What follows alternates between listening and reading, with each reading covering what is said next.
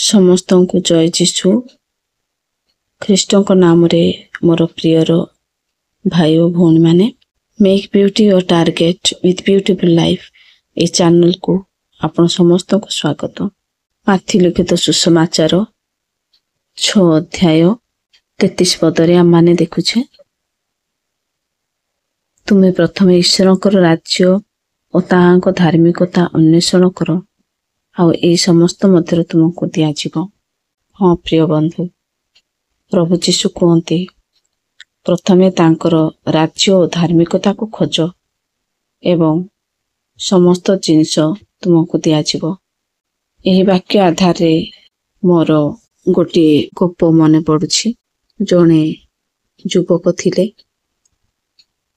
ସେ ଅତ୍ୟନ୍ତ ପରିଶ୍ରମୀ ଥିଲେ, କିନ୍ତୁ ତାର ମନରେ ସର୍ବଦା କିଛି ଅଭାବ ରହିଥିବାର ଅନୁଭବ କରୁଥିଲେ। ସେ ଭାବୁଥିଲେ ଯେ ଯେତେ କଠିନ ପରିଶ୍ରମ କଲେ ମଧ୍ୟ ସେ ଅନ୍ୟମାନଙ୍କ ଭଳି ଧନୀ ହୋଇପାରୁନାହିଁ। ସେ ସର୍ବଦା ନିଜର ଆର୍ଥିକ ଅଭାବକୁ ନେଇ ଚିନ୍ତିତ ରହୁଥିଲେ। ଥରେ ଗାଁର ଜଣେ ଜ୍ଞାନୀ ବୃଦ୍ଧଙ୍କ ପାଖକୁ ଯାଇ ନିଜ ମନର ଦୁଃଖ ସେ କହିଥିଲେ। ସେ କହିଲେ, ମୁଁ ଦିନ ରାତି ପରିଶ୍ରମ କରୁଛି, କିନ୍ତୁ ମୋତେ କେବଳ ଦୁଃଖ ହିଁ ମିଳୁଛି। ଏପରି କାହିଁକି ହେଉଛି? ବୃଦ୍ଧ ଜଣକ ସେହି ଯୁବକର କଥା ଶୁଣି ହସିଲେ ଏବଂ କହିଲେ, ତୁମେ ଜୀବନର ମୂଳ ଲକ୍ଷ୍ୟକୁ ଭୁଲି ଯାଉଛ। ତୁମେ ପ୍ରଥମେ ସଂସାରର ଜିନିଷପତ୍ର ପଛରେ ଦୌଡୁଛ, ମାତ୍ର ପ୍ରକୃତ ସୁଖ ପାଇବା ପାଇଁ ପ୍ରଥମେ ତାଙ୍କର ରାଜ୍ୟ ଓ ଧାର୍ମିକତାକୁ ଖୋଜ ଏବଂ ଏହି ସମସ୍ତ ଜିନିଷ ତୁମକୁ ଦିଆଯିବ। ଯୁବକଟି ବୃଦ୍ଧଙ୍କ କଥାରେ ଅର୍ଥଟି ବୁଝିପାରିଲା ନାହିଁ। ସେ ପଚାରିଲା, ମୁଁ ଏହାର ଅର୍ଥ ବୁଝିପାରୁନାହିଁ। ବୃଦ୍ଧ କହିଲେ, ଏହାର ଅର୍ଥ ହେଉଛି, ତୁମେ ପ୍ରଥମେ ପରମେଶ୍ୱରଙ୍କ ନିକଟରେ ଧର୍ମ ଏବଂ ସତ୍ୟତାର ମାର୍ଗ ଅନୁସରଣ କର।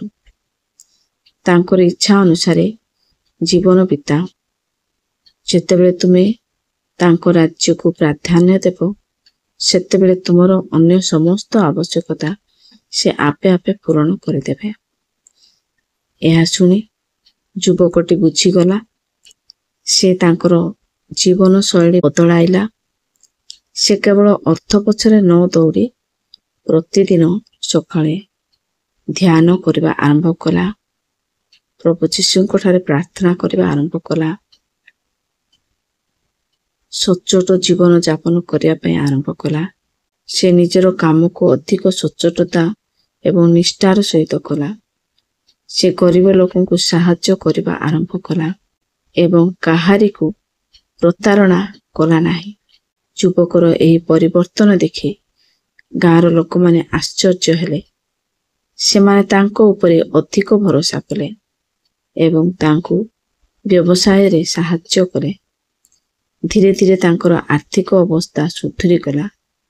ତାଙ୍କୁ ଆଉ ଚିନ୍ତା କରିବାକୁ ପଡ଼ିଲା ନାହିଁ। ସେ ଆର୍ଥିକ ଭାବରେ ସ୍ୱାବଲମ୍ବୀ ହେଲା ଆଉ ଆତ୍ମୀୟରେ ଶାନ୍ତି ପ୍ରାପ୍ତ କଲା।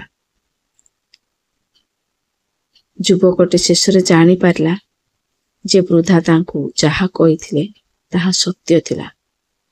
ଯେତେବେଳେ ସେ ଈଶ୍ୱରଙ୍କର ରାଜ୍ୟ ଓ ଧାର୍ମିକତାକୁ ପ୍ରଥମ ସ୍ଥାନ ଦେଲେ, ସେତେବେଳେ ତାଙ୍କର ଅନ୍ୟ ସମସ୍ତ ଆବଶ୍ୟକତା ଆପେ ଆପେ ପୂରଣ ହୋଇଗଲା। ଏହି ଛୋଟ ଗଳ୍ପରୁ ଆମେ ଶିଖିବାକୁ ପାଉଛୁ, ଯଦି ଆମେ ଜୀବନରେ ପ୍ରକୃତ ଶାନ୍ତି, ସୁଖ ଏବଂ ସମୃଦ୍ଧି ଚାହୁଁ, ତେବେ ପ୍ରଥମେ ଆମକୁ ଆତ୍ମିକତା ଓ ସତ୍ୟର ମାର୍ଗ ଅନୁସରଣ କରିବା ଉଚିତ। ଯେତେବେଳେ ଆମେ ଏହା କରିବା, ସେତେବେଳେ ସାଂସାରିକ ବସ୍ତୁଗୁଡ଼ିକ ଆପଣା ଛାଏଁ ଆମ ଜୀବନରେ ଆସିଯିବ।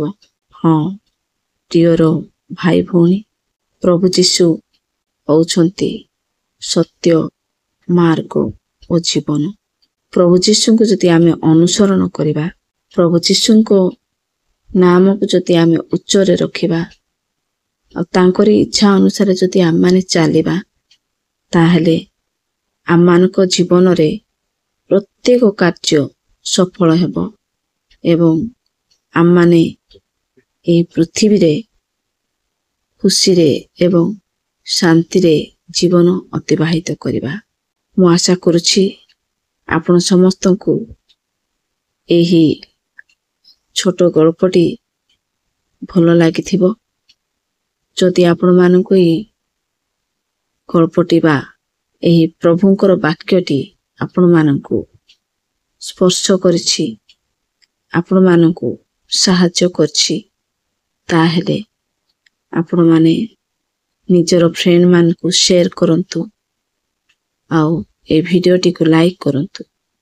ଯଦି ଆପଣମାନେ ଏହି ଚ୍ୟାନେଲରେ ନୂଆ ଅଛନ୍ତି, ତାହେଲେ ଏହି ଚ୍ୟାନେଲକୁ ସବସ୍କ୍ରାଇବ୍ କରନ୍ତୁ। ସମସ୍ତଙ୍କୁ ଜୟ ଯୀଶୁ।